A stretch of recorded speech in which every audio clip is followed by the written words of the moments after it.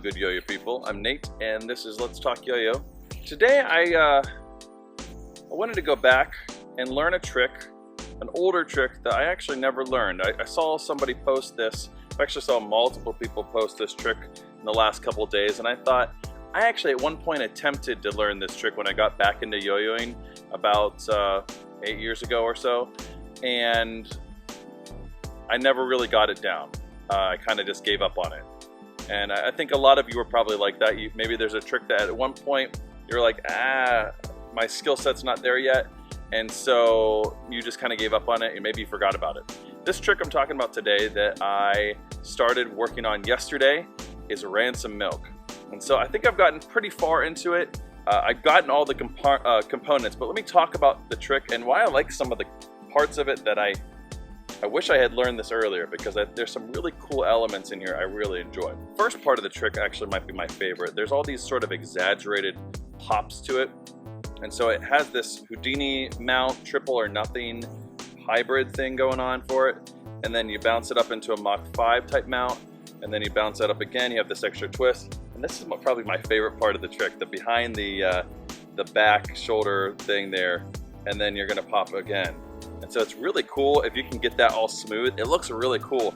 So I really like the first part of the trick.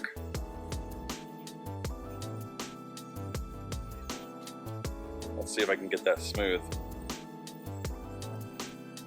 Oh, it is really muggy out here. So I'm gonna attempt to do this smooth, but the string's sticking to my fingers here. One of the tricky things about this is making sure your spacing's there. Very similar to triple or nothing, but it's even a little bit harder. And not hitting your hand is kind of tricky there too. See, did it again.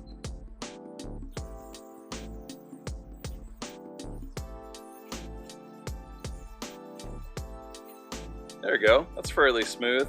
The last part of the trick is the part I'm having problem getting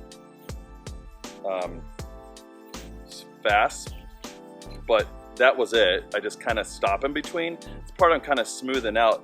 It goes from the Houdini mount, where then you're undercutting and getting into that modified, let me get into it again. So you're going into the Houdini mount and then undercutting into that odd double or nothing. It's not really double or nothing. You're kind of pulling in here. The problem I'm having, oh geez, it's really muggy. Okay. The problem I'm having is pulling in here, geez, and then pulling this in quickly. So that's what you're left with, this sort of heart motion as your hands cross. One of the things I was doing too a lot was over popping that last part and kind of landing in here. And so that's an easy thing to do if you kind of undercut it too much and you pop up too high, you kind of miss the string completely. So that was definitely a challenge part of that trick.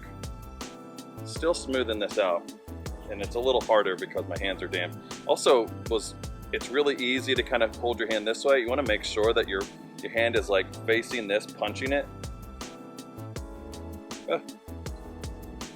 Boo. See? That, yep. Okay. There we go.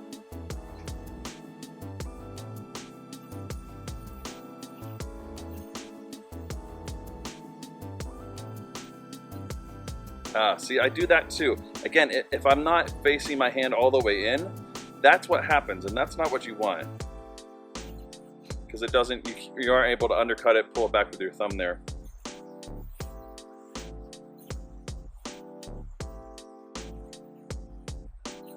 There we go.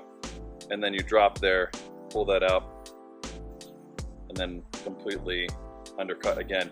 I love all the little undercuts in this trick. It's almost like it's two tricks that you wouldn't think that would work together really well.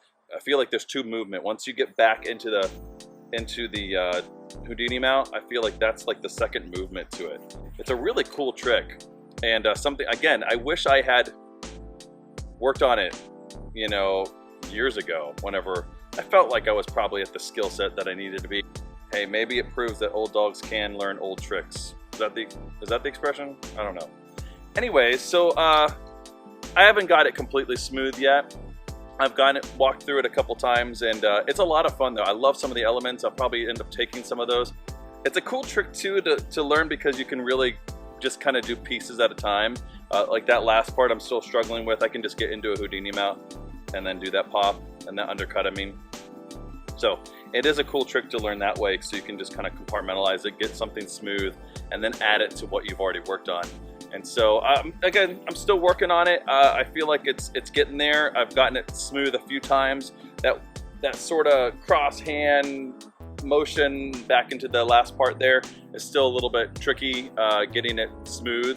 I think I need to swing my hands a little bit more, so it gives a little bit more time. So a little bit more exaggerated body motion with it, taking it to the left all the way to the right. I think that will help a lot.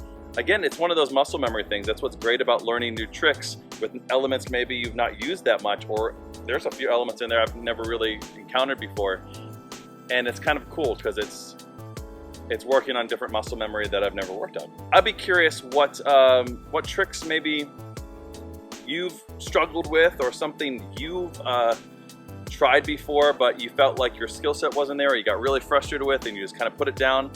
And so what tricks maybe should you revisit, right, that you probably are at the skill set now that you just kind of gave up on at one point and now you're ready for? And so my challenge then, I guess, to you is share that in the comment box. What trick will you be dedicated to work on that that you've always felt impossible, but you want to give it another shot?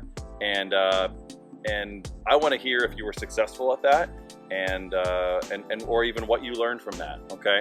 And anyways, that's going to do it for today. I'm going to continue working on this trick, and maybe I'll show it in some review or something during my let's throw a trick part of it. And but anyways, that's it for today. And as usual, good day and good yo-yo.